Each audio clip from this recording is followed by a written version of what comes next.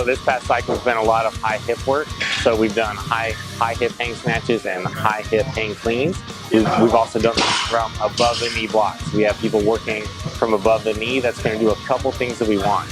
Number one, whenever you work from the hang, you're going to get lots of trunk development.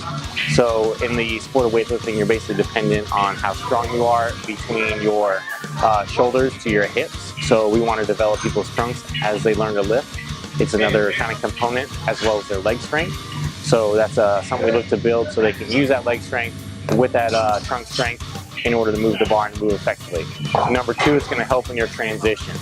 So when you go to push from the high hip, you can't muscle things up and try to pull them higher. You have to hit and then drop down. Okay, so we're going to work on people's transition, work on a good timing, a good push from the high hip. So they're going to go down roughly top third of their thigh, maybe middle of their thigh, depending on the lift, and also depending where we set up their block.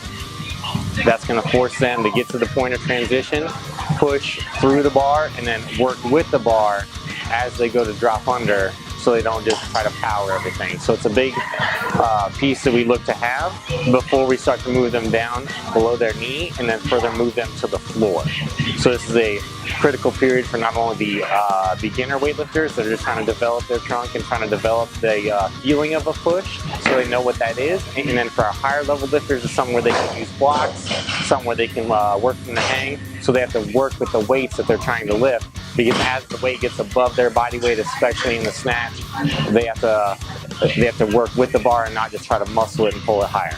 So it's a huge learning step, and people often get frustrated when they're trying to learn new things and trying to work on things, but we give it to them one at a time and really just try to develop it over the next couple blocks. We work them back to the floor, making the changes so they can see a higher total when they go to hit the platform.